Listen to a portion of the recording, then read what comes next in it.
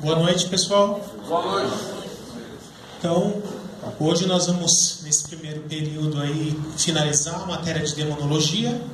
E no segundo período eu tenho uma surpresa para vocês aí. Vou fazer um conteúdo diferenciado, algo que vocês não estavam esperando. Agora eu já vou deixar vocês curiosos o primeiro período inteiro, né? É prova, né? É para testar vocês, né?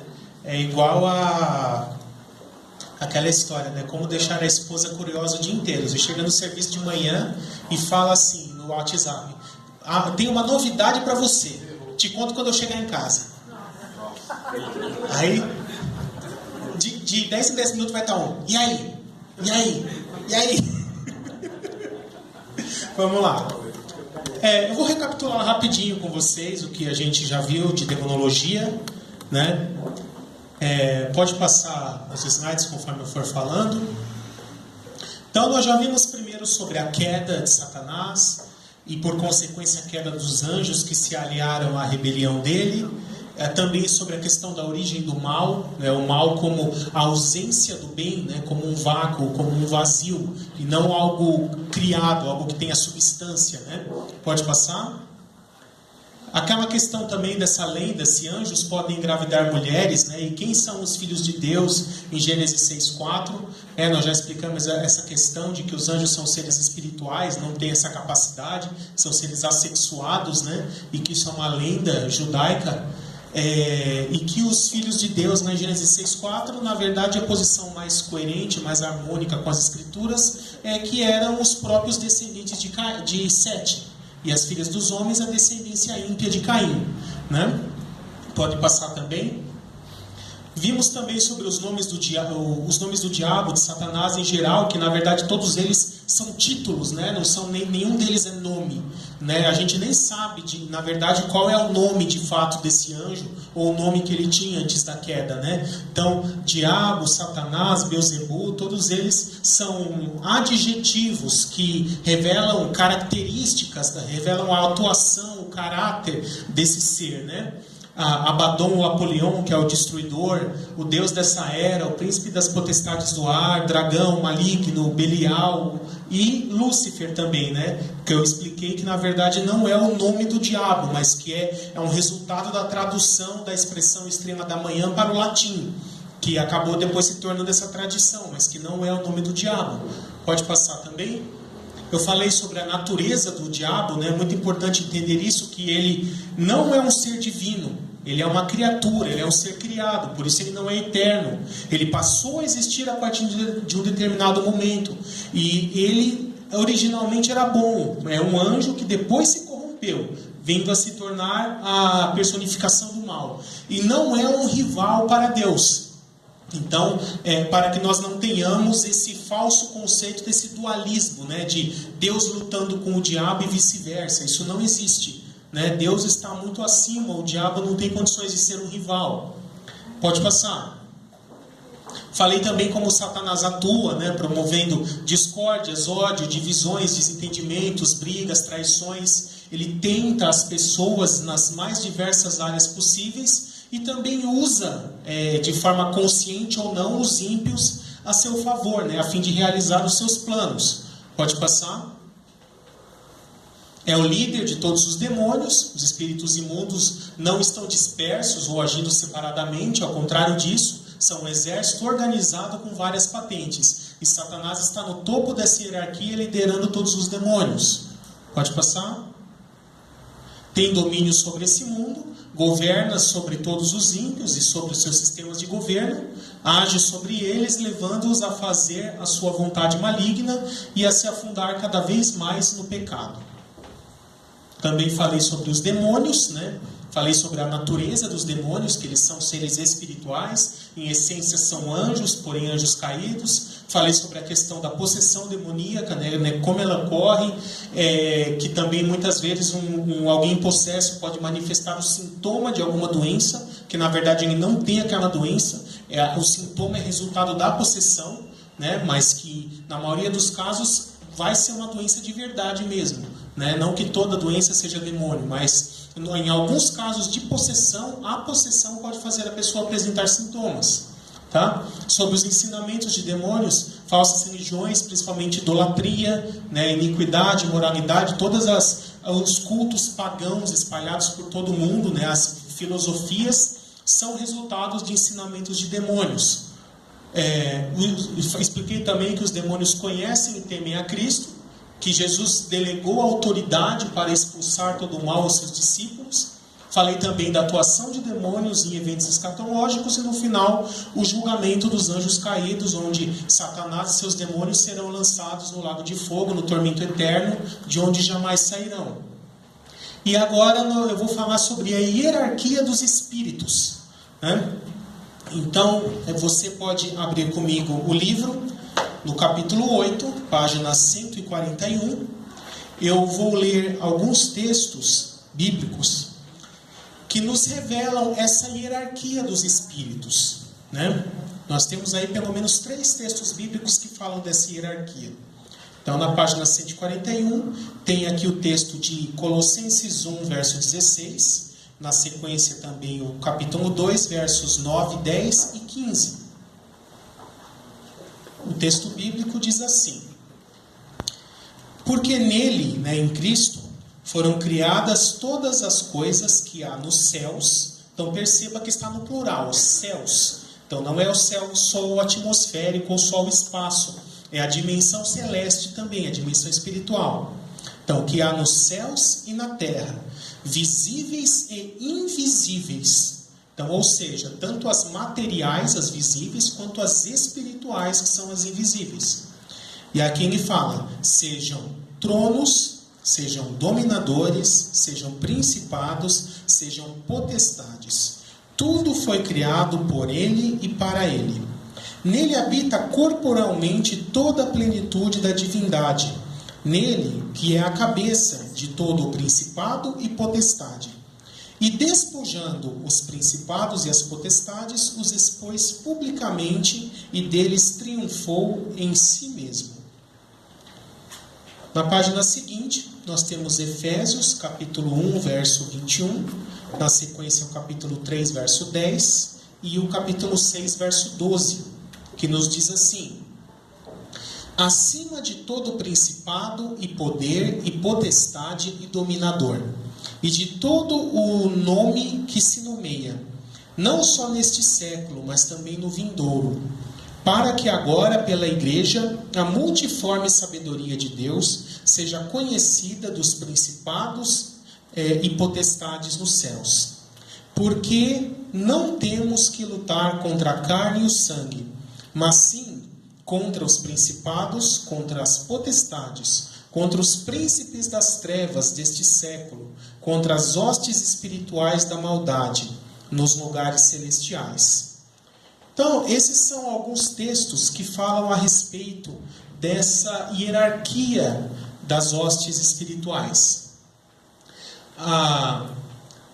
Fazendo aqui de cima para baixo, né? A hierarquia mais alta dos espíritos são chamados de potestades, tá? Depois vem os principados, dominadores e tronos.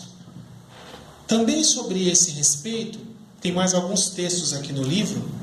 Na página seguinte, Romanos 8, versos 38 e 39, diz assim: porque estou certo de que nem morte, nem a vida, nem anjos, nem os principados, nem as potestades, nem o presente, nem o porvir, nem a altura, nem a profundidade, nem alguma outra criatura poderá nos separar do amor de Deus que está em Cristo Jesus, nosso Senhor. Então, nem os demônios, seja do mais alto escalão, não têm condições de nos separar do amor de Deus, né? E 1 Pedro 3, versos 21 e 22, diz assim: Jesus Cristo, que subiu aos céus e está à direita de Deus, a ele sejam sujeitos anjos, autoridades e poderes.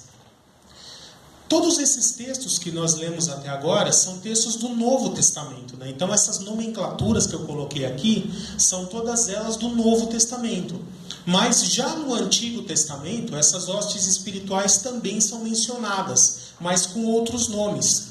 Então nós podemos ver aqui na sequência o livro de Daniel, capítulo 10, versos 12 e 13, também versos 20 e 21, E capítulo 12, verso 1, ele nos dá alguns nomes para estes seres. Diz assim o texto, no final da página 143 do livro. Aqui é um anjo, né, que apareceu para Daniel, e ele diz assim: não tenha medo, Daniel. Desde o primeiro dia em que você decidiu buscar entendimento e humilhar-se diante do seu Deus, suas palavras foram ouvidas, e eu vim em resposta a elas. Mas o príncipe do reino da Pérsia me resistiu durante 21 dias. Então, esse chamado aqui príncipe da Pérsia, né, ou príncipe, é o equivalente a potestades no Novo Testamento. Tá?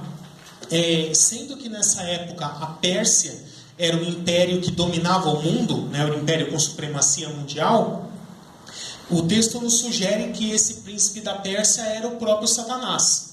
Até porque vocês vão ver que mais à frente o texto diz que o arcanjo Miguel precisou vir lutar com ele, e a luta ficou até relativamente empatada durante algum tempo. Né? Isso nos sugere que príncipe, né, é um termo do Antigo Testamento para se referir ao arcanjo do Novo Testamento. Tá? Então, príncipe, potestade, arcanjo são sinônimos. Todos se referem a essa classe mais alta dos espíritos. E aí o texto continua dizendo: então Miguel, um dos príncipes supremos, ou primeiros príncipes, né, que é outro nome, outra expressão para se referir aos arcanjos, veio em minha ajuda, pois eu fui impedido de continuar ali com os reis da Pérsia. Então perceba aqui que ele já coloca outro grupo no plural. Tem o príncipe da Pérsia e os reis da Pérsia. Já é um segundo escalão, que eu vou explicar melhor. São os principados, os que estão logo abaixo. E ele ainda menciona outro: tenho que voltar para lutar contra o príncipe da Pérsia, e logo que eu for, chegará o príncipe da Grécia. Né? Então ele já menciona outro principado aqui, o da Grécia, né? Mas outra potestade da Grécia. E no texto seguinte diz, né? Nessa luta ninguém me ajuda contra ele, senão Miguel, o príncipe de vocês. E o 12:1, naquela ocasião, Miguel, o grande príncipe que protege o seu povo, se levantará. Então, agora nós vamos estudar de uma forma mais detalhada cada um desses níveis, cada uma dessas hierarquias. Né? Pode passar o próximo slide. A primeira, potestades. Né? A hierarquia mais alta dos seres espirituais. Também chamados de príncipes das trevas. Hierarquia mais alta dos demônios. Equivalem aos arcanjos. Né? Então aqui é importante fazer uma explicação, porque muitas vezes as pessoas têm a falsa ideia de que na queda dos anjos, apenas os anjos de classe mais baixa caíram. Né? Eu até gosto de brincar, os anjos goiabinha. Né? Já ouviu essa expressão? Aquele que não pode nada é o goiabinha? Né? Mas não foi. De todas as hierarquias caíram anjos, né? Mais ou menos de forma equilibrada. Então, 1/3 do exército do céu, 1/3 de querubim, 1/3 de serafim, 1/3 dos arcanjos também. Tá? E estes arcanjos caídos vieram a se tornar as potestades. Não sabemos exatamente quantos são, a Bíblia não revela isso. E eu tracei no livro aqui um paralelo, uma analogia de a qual patente isso equivaleria nos exércitos humanos. Né? Então, comparando com exércitos humanos, eles são os generais do exército maligno. Né? Se você for ver a hierarquia de patentes de um exército, no escalão mais alto existem os vários generais, e o líder deles é o general comandante, que está acima dos outros e lidera todo o exército. Então a ideia é essa: Satanás seria o general comandante, que é um dos generais também, né? E abaixo dele vem os demais generais, que são as potestades. Qual é o nível de atuação deles, a área de atuação? Dominam sobre nações, impérios ou povos inteiros. Como esse mundo jaz no maligno, isso desde a queda de Adão, os espíritos controlam os impérios ímpios desse mundo. Desde o Império Egípcio, depois o Assírio, Babilônico, Persa, Grego, Romano, sempre há uma atuação espiritual por trás, conduzindo as ações desses impérios, né?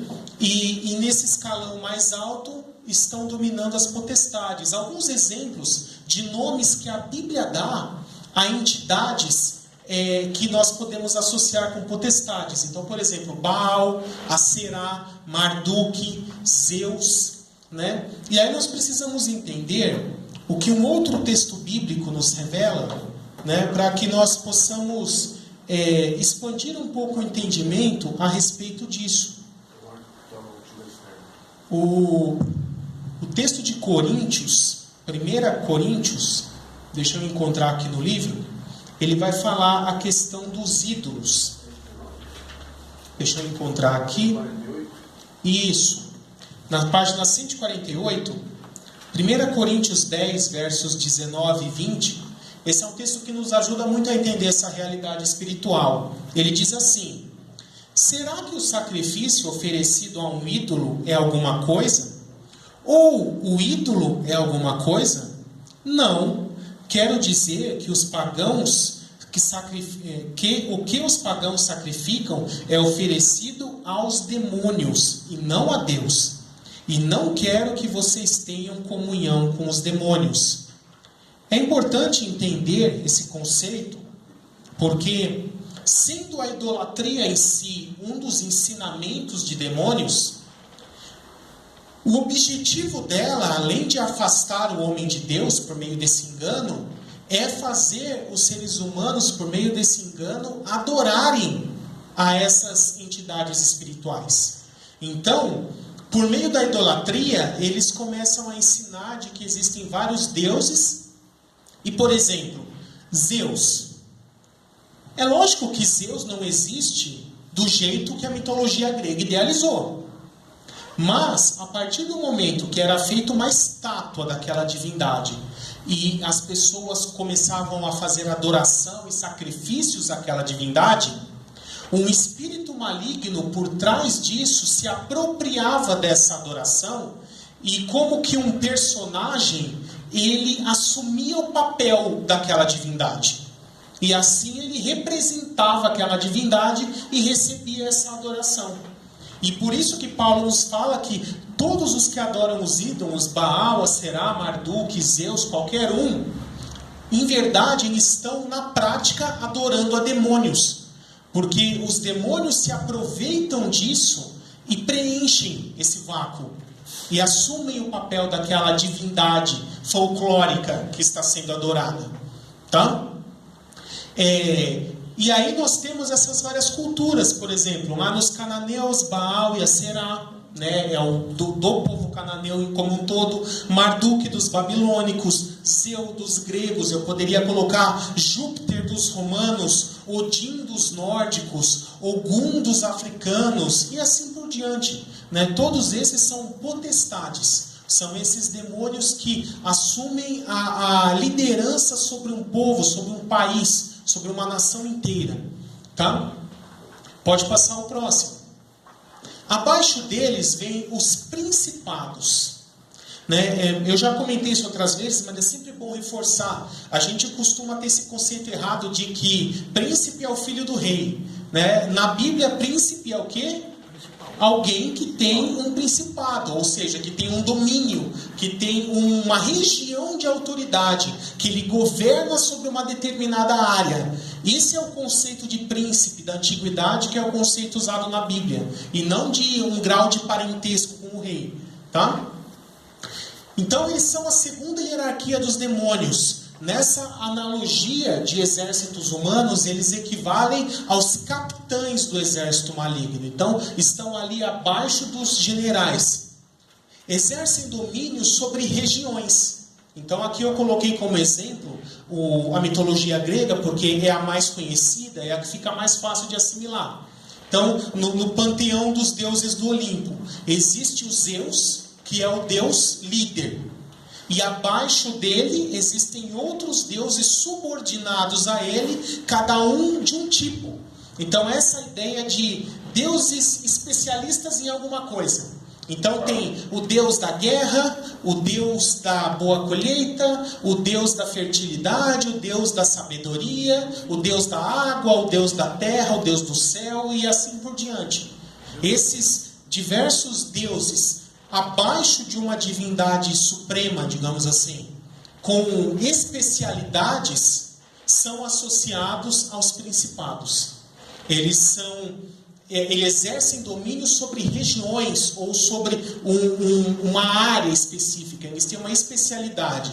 Tá? E aí eu posso colocar como exemplo aqui Ares, Poseidon, Atena, etc. Tá? Que são exemplos bem conhecidos para vocês. Pode passar o próximo. Depois vem os dominadores, a terceira hierarquia de demônios. Eu estou indo de cima para baixo. São equivalentes aos tenentes do exército maligno. Então, abaixo dos capitães. Exercem domínio sobre cidades. Esse aqui é importante. Geralmente são considerados padroeiros de alguma cidade. Normalmente eles são divindades de regiões menores, de cidades, de povoados. Então, um exemplo que nós temos muito claro lá no livro de Atos é quando Paulo e Barnabé chegam na cidade de Éfeso. Eles começam a pregar o evangelho, falando ali do Deus verdadeiro, e fala que o povo se levantou, se enfureceu e por 2 horas ficou gritando lá: salve a Diana dos Efésios. Diana ou Artemis, na NVI está traduzido como Artemis, é a mesma deusa. Então, a deusa da cidade de Éfeso era Artemis. Tá?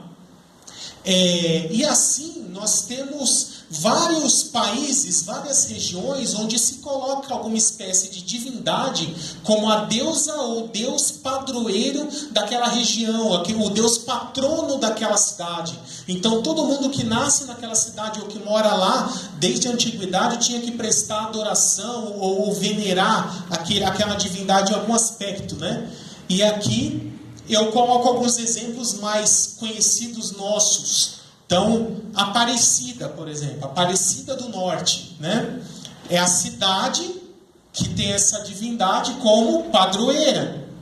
Tá? Então, existe essa divindade de verdade? Não. Mas a partir do momento que aquela imagem recebe adoração, um espírito se apropria daquela adoração. E é por isso que se torna idolatria. No México, nós temos ali Guadalupe. Guadalupe é outra variação de Maria, do que eles acham que é Maria. E é um sincretismo, na verdade. Se você estudar os povos antigos do México, eles criam uma divindade chamada deusa mãe, que era a Pachamama, a mãe terra, E se você olhar gravuras dos índios, como era aquela Pachamama, e olhar a Guadalupe, você vai ver que elas são quase que idênticas. Então, o que na verdade os dominadores espanhóis fizeram foi dar outro nome à Pachamama, uma roupagem diferente, para que os nativos mexicanos continuassem adorando a mesma divindade que eles já adoravam com outro formato. Isso aconteceu muito na dominação do continente americano por povos católicos, que é o que a gente chama de sincretismo religioso. E nesse mesmo conceito vai Iemanjá. Você já deve ter visto ou ouvido falar, por exemplo, aqui não precisa ir longe, você desce a serra lá na Praia Grande, quando você chega na divisa do município, tem uma estátua do que lá? Uma estátua de Iemanjá, grande, deve ter mais de 5 metros pelo menos, no alto assim de uma colina. O que é aquilo? É um demônio marcando o território. É o demônio dizendo, essa área é minha, aqui é a minha cidade, aqui sou eu que domino. Tá? É isso que está acontecendo ali no reino espiritual. E como eu falei dessa questão de sincretismo religioso, a maioria dos santos católicos, na verdade, eles são representações de divindades pagãs disfarçadas, com outra roupagem. Por exemplo, se você pegar uma imagem de Fátima, ou Nossa Senhora de Fátima, como dizem, e comparar com a Iemanjá, colocar uma do lado da outra, elas são idênticas. Até a cor do vestido é igualzinha. Então, o que é Fátima, na verdade? é uma representação da Iemanjá disfarçada, com uma roupagem católica. Por que isso ocorreu? Vamos resgatar um pouquinho da história. Na época da escravidão, então lá na África existiam várias tribos, uma tribo guerreava com a outra, a tribo que perdia era escravizada, e aí vinham os portugueses, e essa tribo vencedora vendia os escravos para os portugueses, eles pegavam e traziam aqui para a América do Sul, para o Brasil.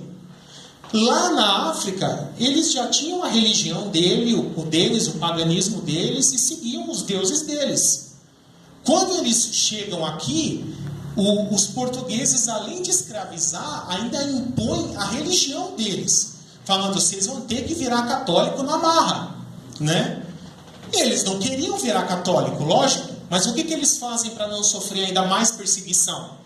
Eles disfarçam as divindades deles com nomes católicos, com roupagens católicas. Então, por exemplo, ele coloca uma estatuazinha da Iemanjá, e aí se viesse o senhor lá da fazenda querer brigar, ele fala, não, eu estou adorando Fátima, não estou adorando Iemanjá, né? E assim por diante. Por exemplo, se você pesquisar na história, nunca existiu um homem chamado Jorge que viveu em uma determinada época, morreu e foi canonizado. São Jorge é um mito.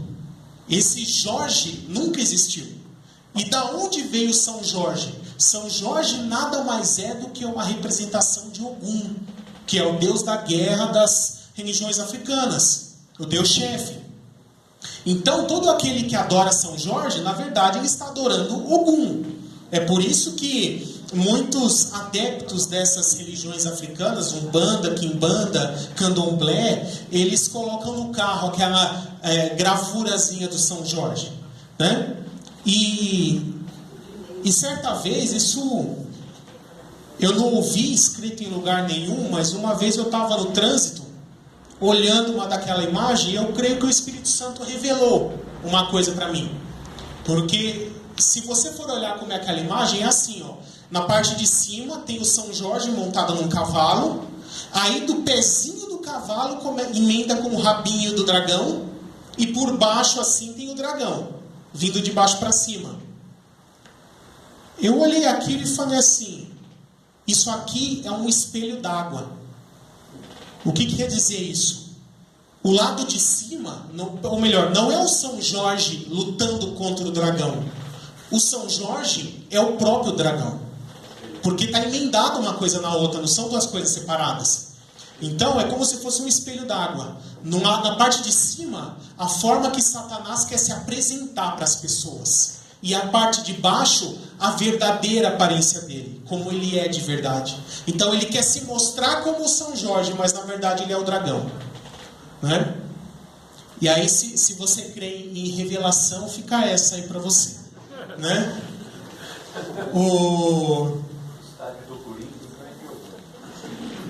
Sei de nada. Não passa não, você está acelerado, calma aí, né? Não, foi demais. Aí. E eu poderia dar vários exemplos. Por exemplo, como nós conseguimos saber que são os mesmos espíritos que estão por trás dessas diversas divindades? Porque cada cultura tem mais ou menos os mesmos deuses, só que com outros nomes.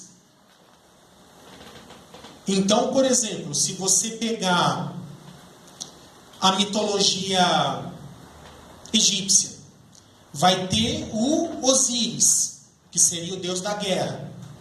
Depois, na romana, ele vai ser o Marte. Na grega, vai ser o Ares. Na mitologia nórdica, vai ser o Thor, né? Isso eu já comentei na aula passada.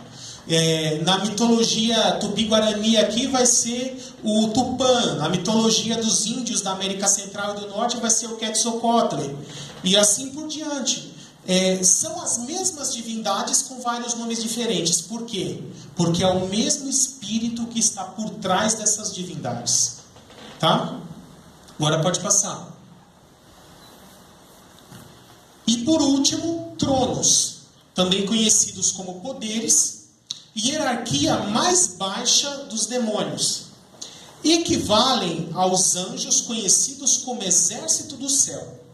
Então, da mesma forma que as potestades são arcanjos caídos, os tronos ou poderes, eles são o exército do céu caído. São os anjos de menor escalão na sua forma corrompida. São equivalentes aos soldados rasos do exército maligno, e são estes que geralmente tentam possuir pessoas. Tá? Normalmente os que possuem pessoas não são demônios de alto escalão, porque esses eles estão governando, eles estão planejando, eles são estrategistas, né? Eles estão muitas vezes camuflados como essas divindades, recebendo adoração. Quem eles mandam para fazer o trabalho sujo, digamos assim, são os tronos ou poderes, que é essa classe mais baixa, são os soldados rasos mesmo. Tá? Então essas são as 4 hierarquias de demônios que existem, e com as características de cada um.